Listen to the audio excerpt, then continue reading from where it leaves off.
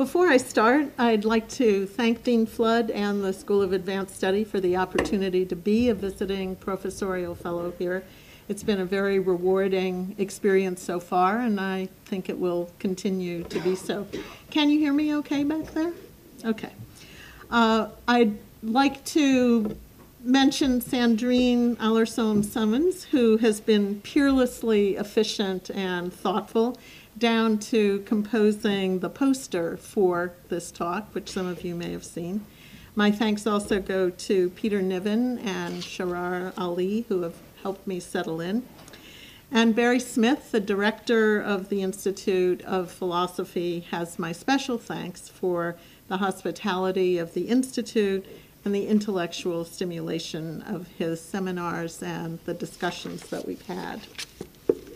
What I'm going to address today is why so few women occupy positions of power and prestige in every field.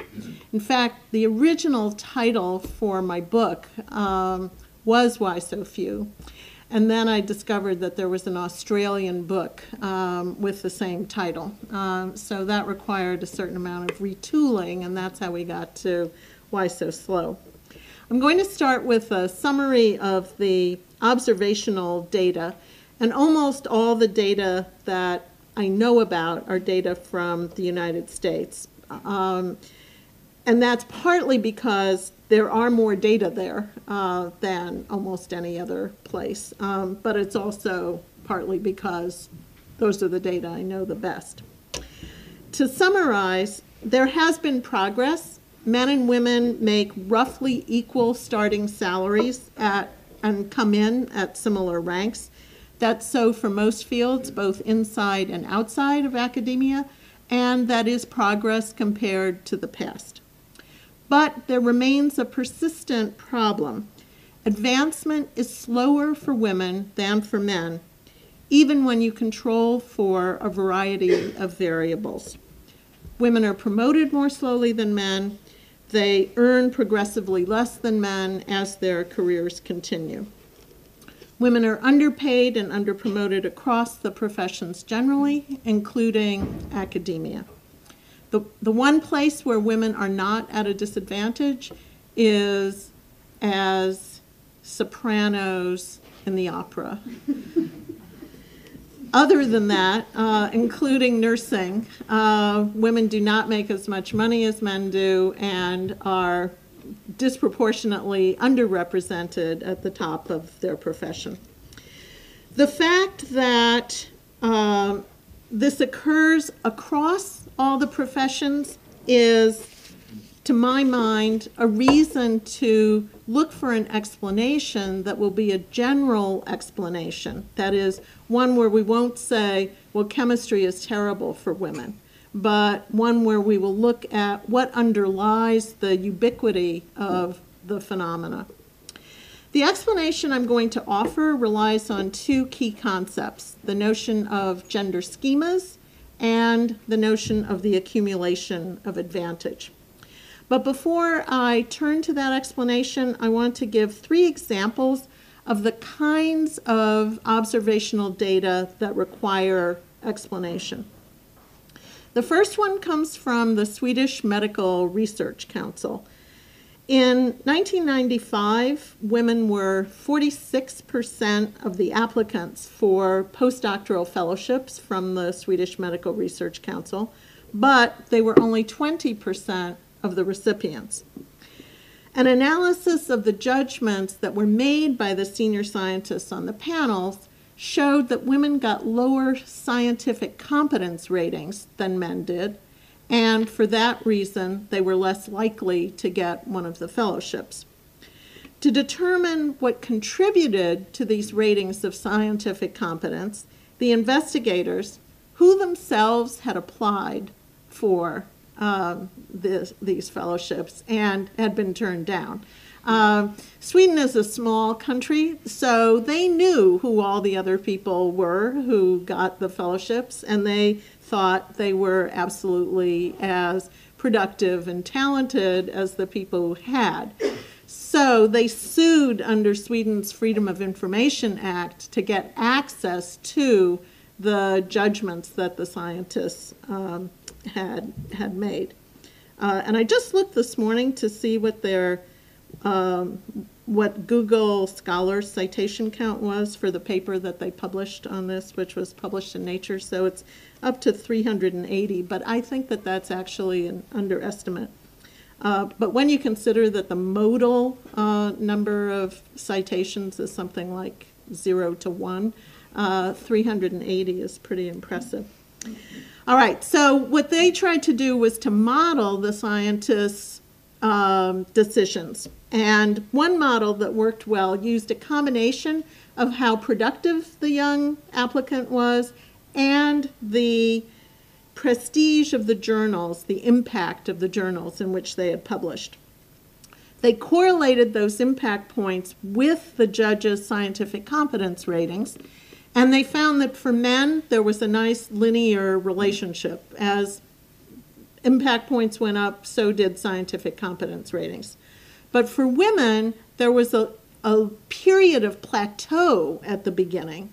So women had to have 100 total impact points before they got the same scientific competence rating that a man got with 40 total impact points. So at that point, then the curves were parallel to each other, and when you went across, you were going to get twice as many men as you did women.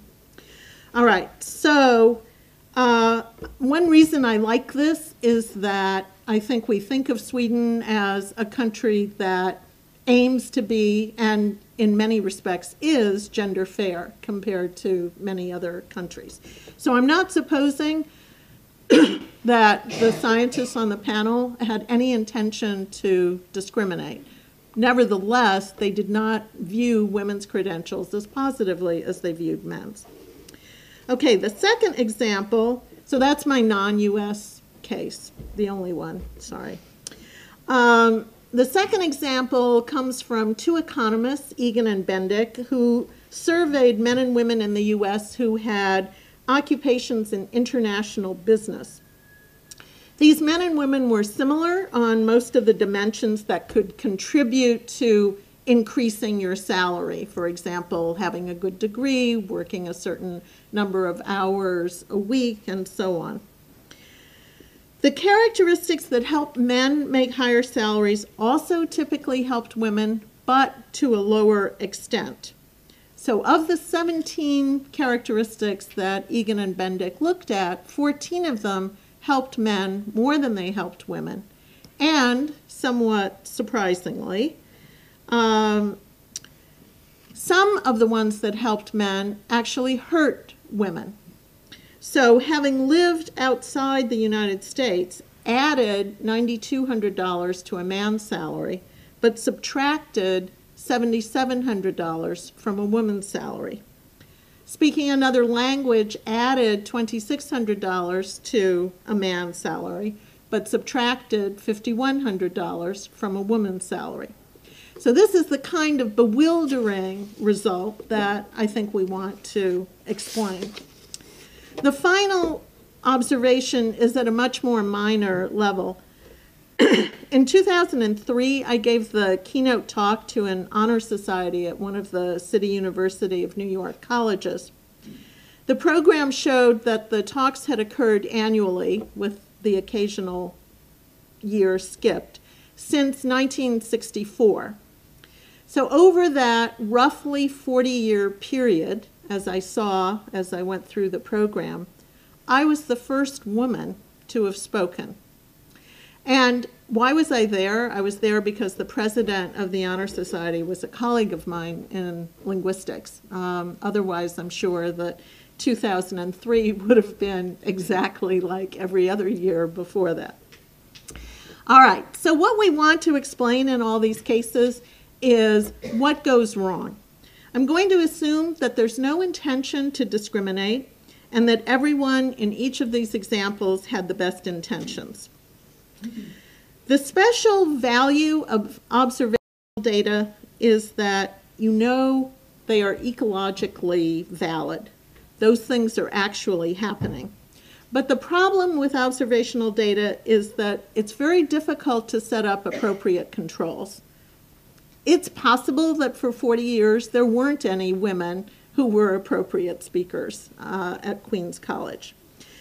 The special value of laboratory data, which I will also present to you, is that you can tightly control the variables. You can be sure what's influencing people's behavior.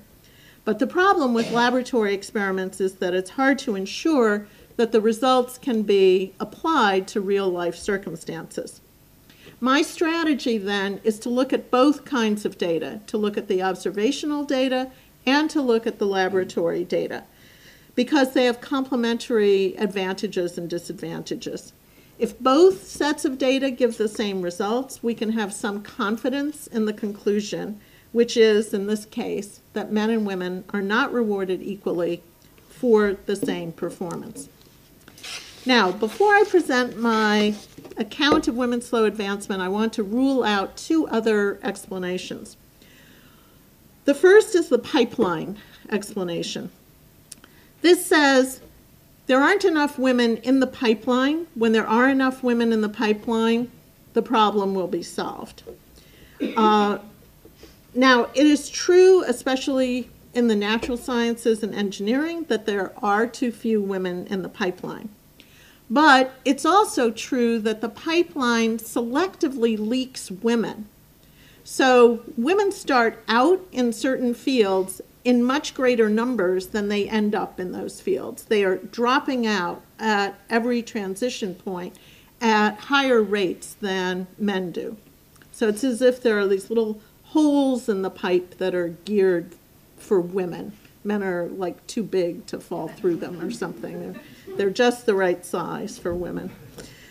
But more important is the fact that the women who remain are not appropriately compensated and rewarded. And finally, even in fields where there are many women in the pipeline, such as psychology doctorates, lawyers, and physicians, women still do not reap the same rewards as men. So certainly we'd like to have more women in the pipeline in all these fields where they're not numerous, but we should not think that that by itself is going to make the difference. Another popular explanation is that the lack of childcare facilities makes it too difficult for women, who are the presumed only caregivers, to have enough time for research. It is true that childcare facilities overall are lacking, and it's also true that working fathers do not perform an equal share of childcare, and we should remedy both of those lacks. But academic women with children who remain full-time do not publish less than women without children. So childcare cannot be the sole explanation. In fact, with each additional child, there's actually a little gain to productivity until you get to 4 children, at which point it levels off. No one has an explanation for this. My own explanation, which I present to you somewhat in jest, is that with each additional child, you are more and more motivated to get out of the house. But you reach a level at 4, you can't stay out of the house anymore. And so it tops out. All right, so childcare, we know that childcare matters. That is, we know that having children matters because women who have children drop out of full-time employment at much greater rates than men who have children drop out. But for the women who stay in, they are as productive. And furthermore, in the United States, their rate of tenure and their excursion through the ranks is about the same as women without children. So that is also not the answer. So neither the pipeline nor childcare is the answer.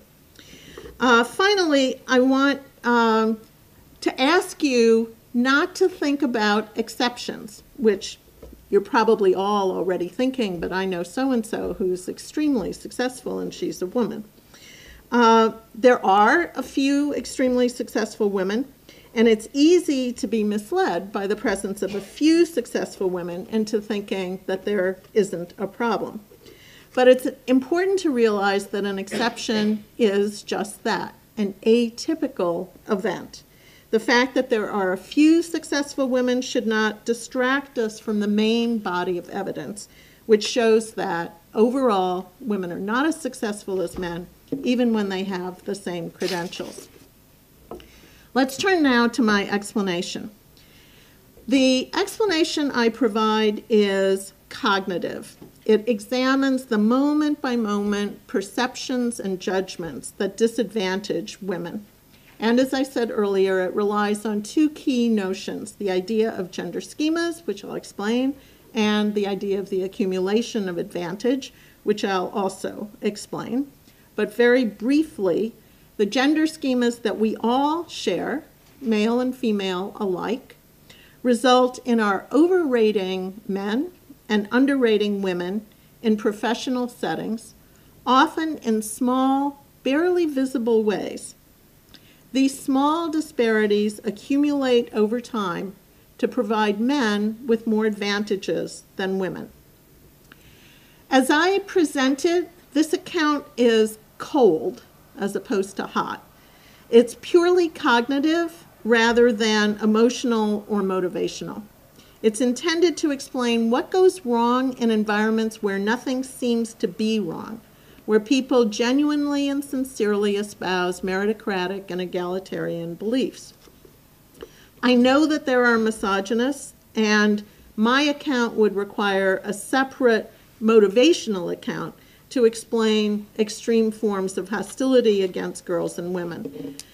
But not everyone is a misogynist, yet everyone has gender schemas. All right, what are schemas? Schemas are hypotheses that we use to interpret social events, roles, actually everything. They're similar to stereotypes, but I prefer the term schema because it's more inclusive and more neutral, and it brings out the proto-scientific character of our social hypotheses. We have schemas because they do cognitive work for us. They do help us to predict people's behavior. They help us orient our own behavior to other people. We wouldn't have them if they weren't at least partially diagnostic. So schemas help us make sense of our world. They are often non-conscious, or large parts of them can be non-conscious. Gender schemas are hypotheses about what it means to be male or female, hypotheses that we all share. They assign different psychological traits to men and women. We think of men as capable of independent action, as oriented to the task at hand, and as doing things for a reason. We think of women as nurturant, communal, and expressing their feelings. So in brief, men act, they're actors, women feel and express their feelings. And these beliefs have support. When you give people questionnaires to fill out, men do check off more extreme the values for the characteristics that we associate with men, and women do check off more extreme values of the characteristics that we associate with women.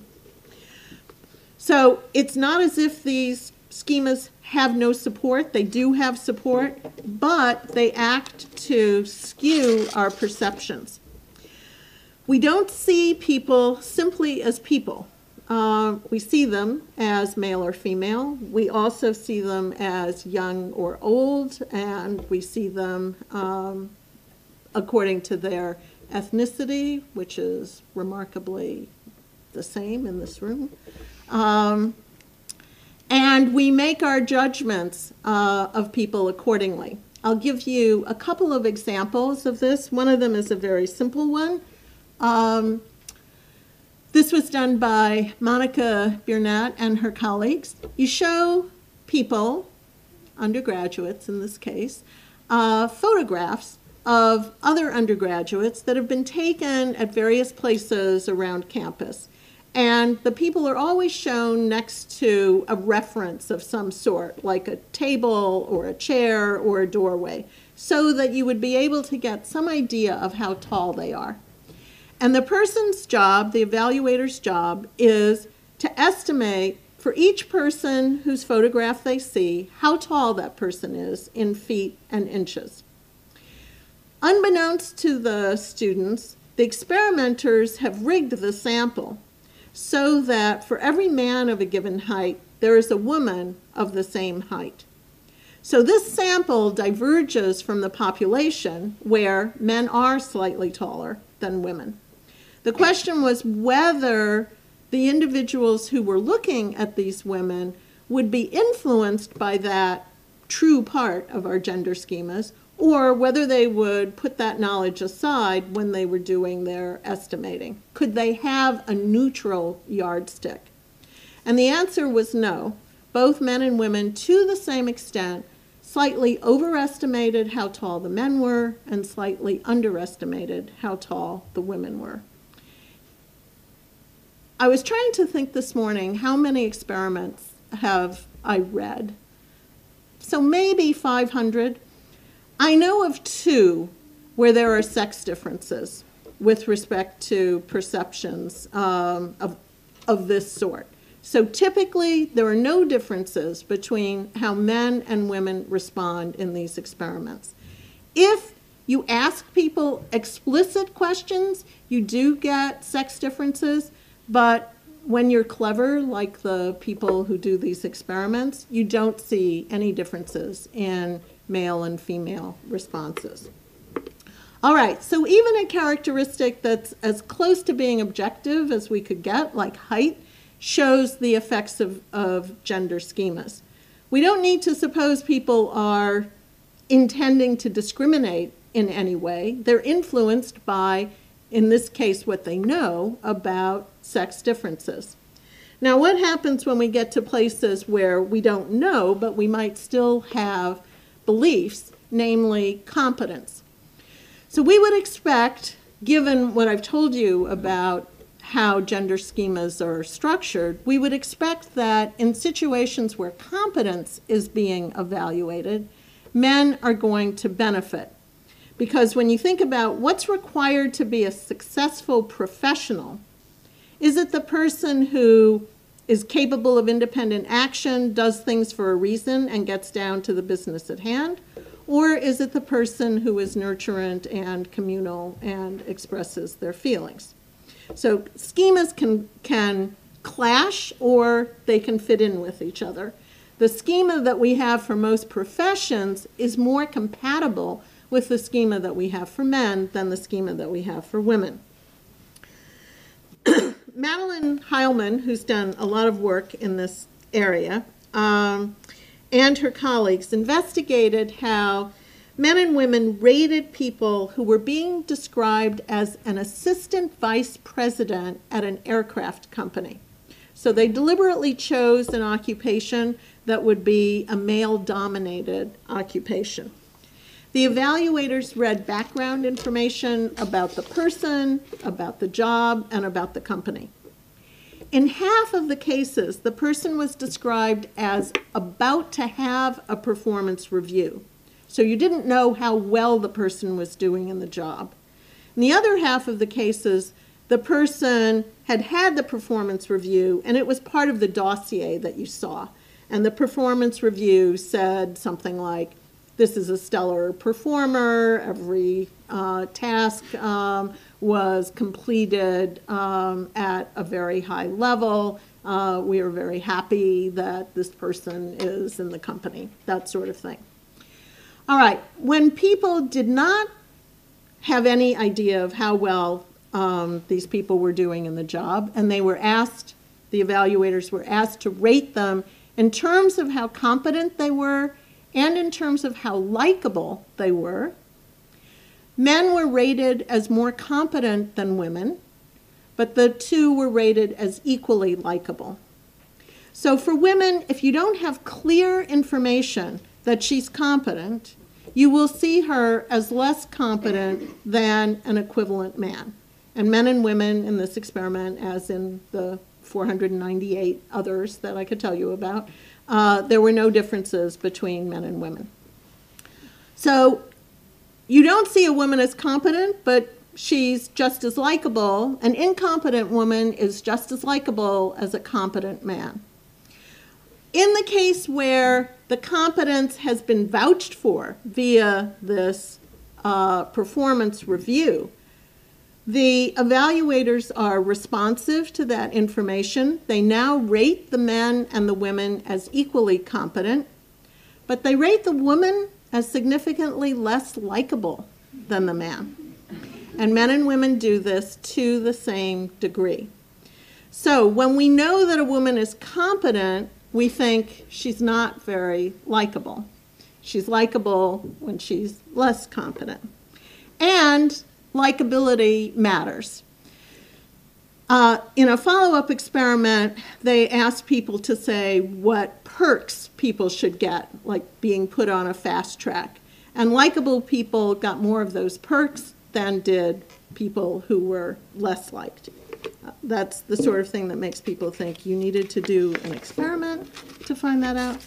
But in fact, it is very useful to have it as an experiment so that we don't have to just say, of course it matters if people like you.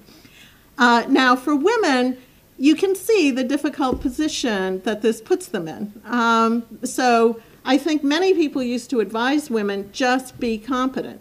But the problem is, if that's all you do, people aren't going to like you.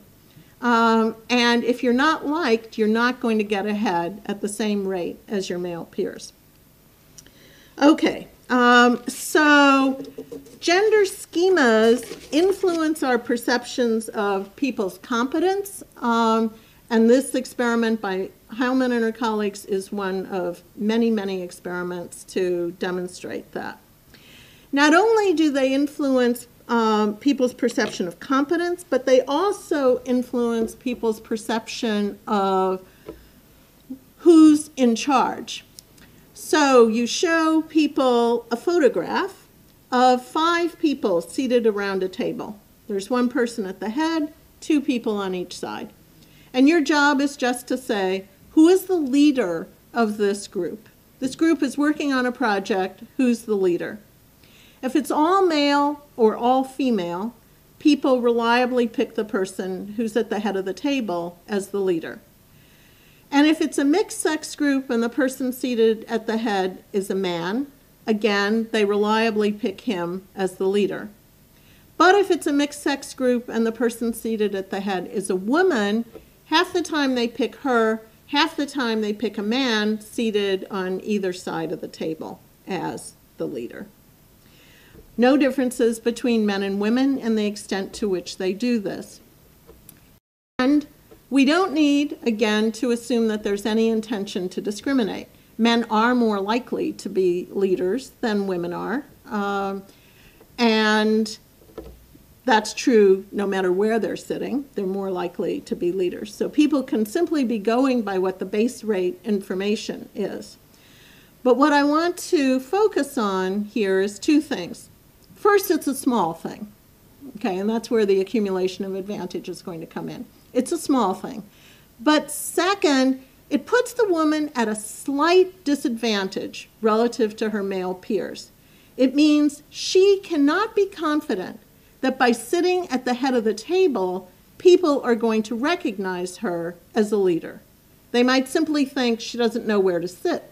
She doesn't know that's for the leader, and she couldn't be a leader, so what is she doing there? So she's got to work a little bit harder to make it clear she is the leader and she's sitting there for a reason. Okay, second example, I won't dwell on these examples, but the experiments are so interesting. The next one has to do with, again, very small thing, and how it reinforces social dominance. So this is a study on eye gaze. Who looks at whom in a conversation? And this was first done by Davidio and his colleagues with all males who were in something that in the United States is called Reserve Officer Training Corps. So when you're in college, you can be in one of these things so that later, if you wanted to go into the military, you could go in and be an officer. Okay, so Professor Horch, I'm going to just ask you to be my inferior here. You don't have to do anything. You can just sit there. Okay, so Professor Horch is a sergeant, let's say, and I'm a captain. Okay, so I outrank him. So when we are having a conversation, I, the superior person, look at him much more when I'm talking than when he's talking. So I look more while talking than listening, because that's a way that I show he doesn't matter. I don't have to look at him because he has to do what I say, whether he wants to or not. He, on the other hand, in order to demonstrate his deference to me, looks equally whether he is talking or listening. Now, this doesn't work the same in every culture, but in the United States, gaze is a powerful indicator and reinforcer of social dominance differences.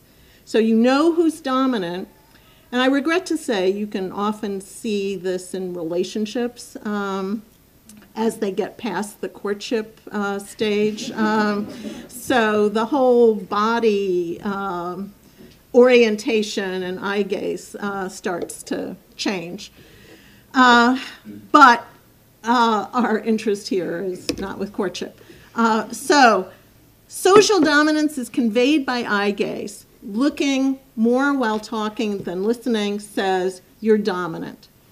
All right, now Davidio and his colleagues did a version of this experiment in which they brought into the laboratory pairs who did not know each other and who had previously filled out a form that had a lot of different topics on it. And they were asked to say whether they knew a lot or a little about each of these topics, which were designed to be gender-neutral topics. They then took topics, one that the man had said he knew a lot about and the woman had said she didn't, one that she had said she knew a lot about and he had said he didn't, and one where both of them had said they didn't know very much. You can see we would have a hard time doing this with university faculty. Okay, so they then give them these conversations to have. When the man knows a lot and the woman doesn't know very much, you get the classic dominant situation. When she knows a lot and he doesn't know very much, and they don't know how the other has filled it out, she looks dominant. She now starts acting dominant. She looks more when she's talking than when she's listening. He very slightly changes. Okay, he very slightly looks more while listening. But this knowledge is power for her, but it's not something that leads to deference for him. Third condition, where they've both said they don't know anything, you get the classic dominance situation. So he acts as if in exactly the same way that he acted when he knew a lot, and she acts in exactly the same way that she did when she didn't know anything, which both of them didn't. Now, those of you who go to poster sessions at conferences, I invite you to try this out, especially if you're a woman. So if you start not looking at the man whose poster it is, he starts moving around to try to get his head in front of your eyes, or he nudges you a little with his elbow, or he taps you a little on the shoulder. It's a very powerful device. You don't need approval from the Human Subjects Board to do it. And if you're a man, you can try looking at women when they speak to you. Some of my informants have told me they feel funny doing that. And in fact, one talk that I gave to chairs of pathology departments, so not psychopathology, just, looking at slides. One man came up to me afterwards and said, I just want to get this straight. I should look at women when they're talking to me. You've got it, I said. All right. Now, each of these examples is small, and this is where the idea of the accumulation of advantage comes in. So the event that women complain about most, which is similar to some of the things that are simulated in these experiments, is the meeting, where she says something, it's totally ignored. 5 minutes later, Professor Horich says the same thing, and everybody says, Paul, what a great idea. Maybe it doesn't happen so often. Afterwards, if she says something to one of her friends, they are likely to say, don't make a mountain out of a molehill. It's too small for you to bother about. What the accumulation of advantage says is mountains are molehills piled one on top of the other. How do you get to be successful in life? You get to be successful by parlaying small gains into bigger gains. So if you're not getting your share of those small gains, people aren't looking at you, people aren't noticing the contributions that you make, people aren't giving you credit for the things that you've done, you don't have the same stuff to parlay that somebody who is getting those things has. So the person who is getting those things can accumulate advantage more rapidly than the person who can't. It's the message of compound interest, or at least it used to be before the current economic situation. If your bank will give you 0.25% more interest than some other bank, that's the bank you want because you know it compounds. And every little bit now adds up over the long haul to a much greater advantage. So you want every little advantage you can get because over the long haul, it's going to add up. So the way that I explain the increasing disparity between men's and women's fortunes is that men are getting more return on their investment, which compounds and leads to this gradual widening in what happens to them. And we can now, having all of these gender schemas under our belt, we can go back to some of the examples that I talked about at the beginning. What was happening with these Swedish scientists? They were not seeing women as being as responsible for their achievements as they saw the men whom they were judging as being. So this was a case where if you had blind review, it would have improved. Now, one light at the end of the tunnel here is that a paper that was published just a few months ago that looked at the decisions of the Swedish Medical Research Council since the publication of that paper in Nature found that there was no longer any bias against women. There was still an advantage to being related in some way to one of the judges on the panel. So the original paper was something like sexism and nepotism in peer review, and apparently it was easier in Sweden to get rid of the sexism than the nepotism. All right, so we can understand how people with the best will in the world are still going to make the wrong decisions time after time after time. And in the case I gave you about the college where I spoke, what exacerbated that was that each time they were making a single decision. So they're making a decision about one person each time, and nobody is ever saying, hold on a second, we've got 35 years here in which we only had men. Are we doing something funny? Because each time they thought they were doing the fair thing. So clustering the decisions that you're making, so that aggregating them so that you can get some idea of what you're doing seems to be a help, a recent experiment suggests. All right, now I want to consider, is it just cognition?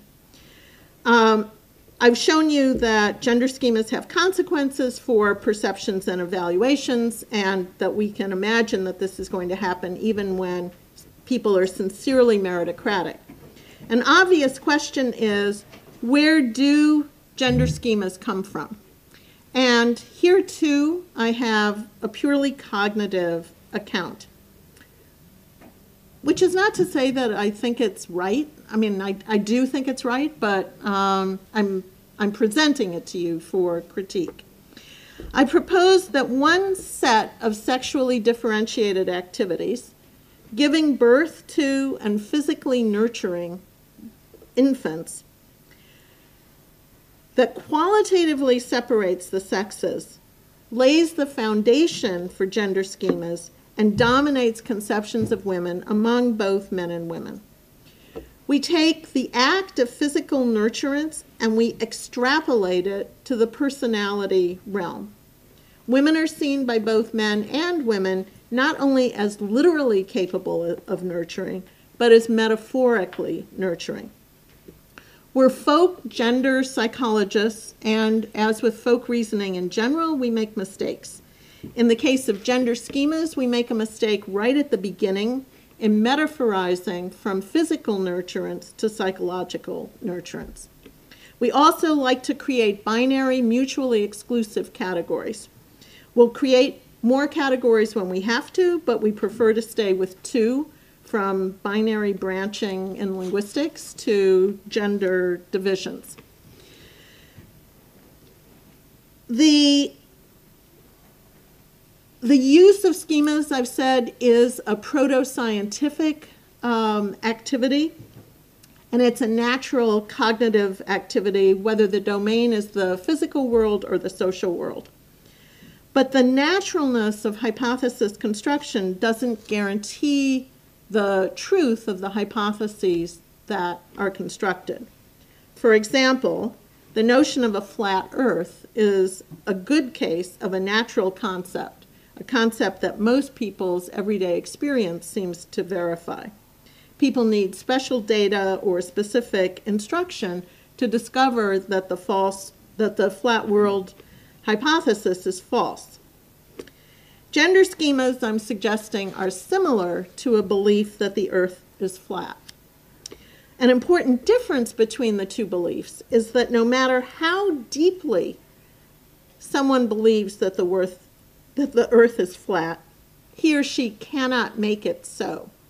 The Earth is round no matter what we do. But beliefs about human nature can create evidence that superficially appears to confirm those beliefs. The elaboration of gender schemas can lead in turn to the creation of sex differences.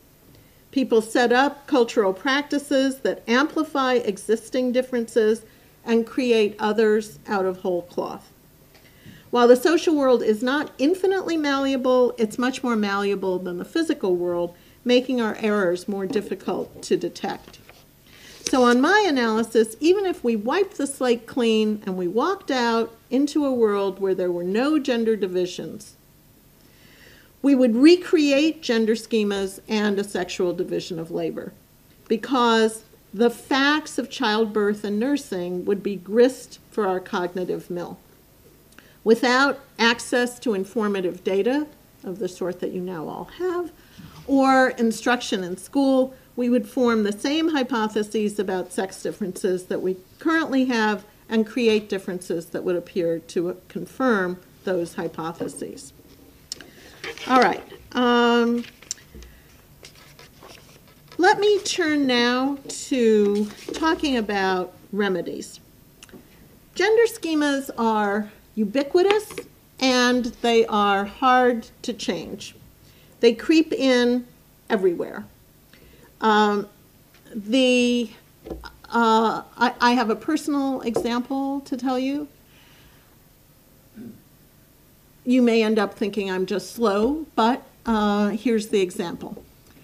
I was asked by one of my colleagues at the CUNY Graduate Center to lecture on language acquisition. And over the phone, he told me that they had an interesting class. This was a graduate student class in developmental.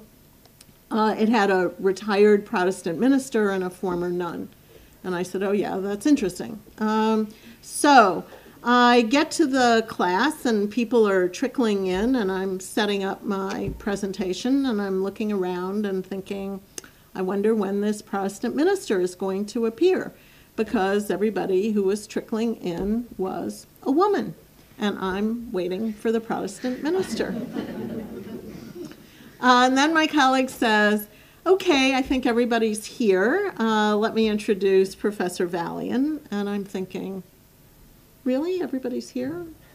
Maybe he dropped. But I fortunately don't say anything. I just begin talking. And then 2 or 3 slides in, I realize, oh, one of these women is that retired Protestant minister.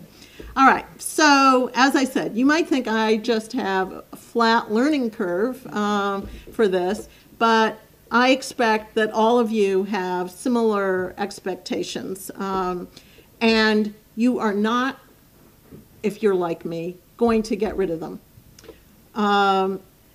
You're going to operate with gender schemas, which means you are going to make mistakes. So the bad consequence of this is there's no single remedy that we can apply once and be done with it. We have to work at it in multiple ways, every day, forever. I know you don't want to hear that. The further bad news is we're going to continue to make these mistakes all the time. The good news is that almost wherever we decide to intervene, we can do some good. So this is a problem that pervades every single mixed sex interaction, every single judgment, and so on. But as I said, what that means is wherever you decide to intervene, you can do some good. And the further good news is you don't have to feel guilty for the mistakes that you're heir to. But you do need to, and you can, take responsibility for correcting them. All right, I'll give you a couple of examples of remedies at different levels, and then we can have questions. First, things that individuals can do. The first one is to target particular areas where you may have some impact. For example, if you run, or even if you just attend a colloquium series, you can make sure that the list has an appropriate number of women on it, or bring the lack thereof to the organizer's attention. You will have many, many opportunities to do this. I could suggest you leave now and go to your computer and get to work. So just today, I got something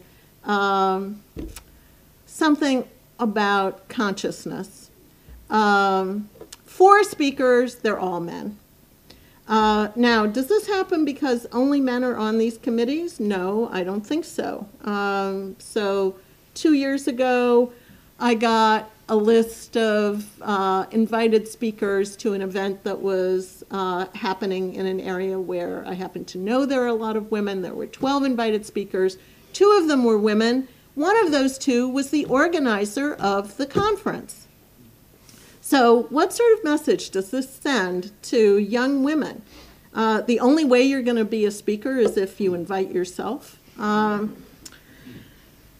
Okay, so the colloquium is a small thing. It's something that you can start doing something about right away. And we know that it matters because of experiments that show that women, for example, are less interested in participating in something that's billed as a science workshop, a summer science workshop, If the proportion of men to women is 2 to 1 rather than 1 to 1.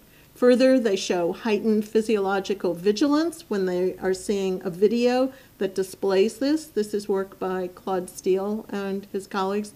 Actually, I think it's Murphy, Gross, and Steele.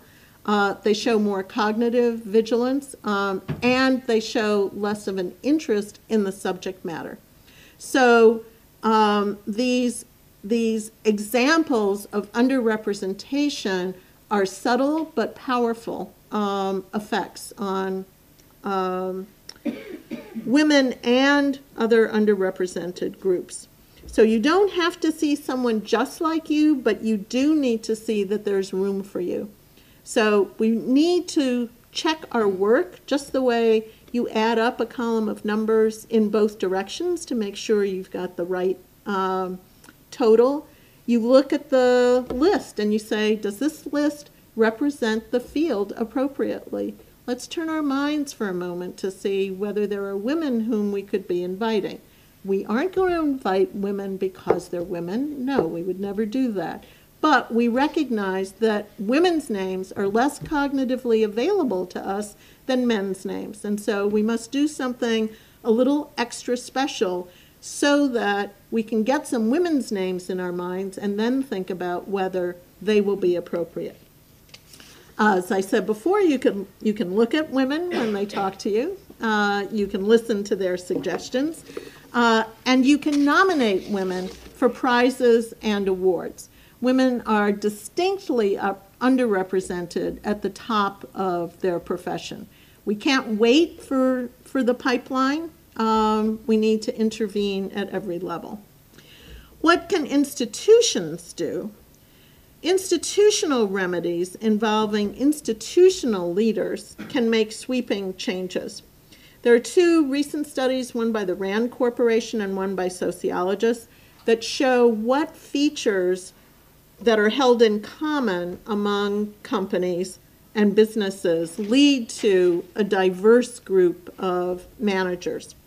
So leaders are key. They have to talk the talk and walk the walk. I don't know if you have that expression on this side of the Atlantic. You have to keep data on the recruitment and advancement of women so that you can check your work. You have to have multiple programs and involve multiple people. So it is possible in both academia and in business to motivate attention to diversity and to implement successful programs for change. But success comes not from a single bold stroke, but from constant vigilance that involves many people at many levels across the institution, all of them with an eye on how to improve the representation of women and minorities and promote excellence. We know a lot now about what to do. It only remains for all of us to start doing it. Thank you.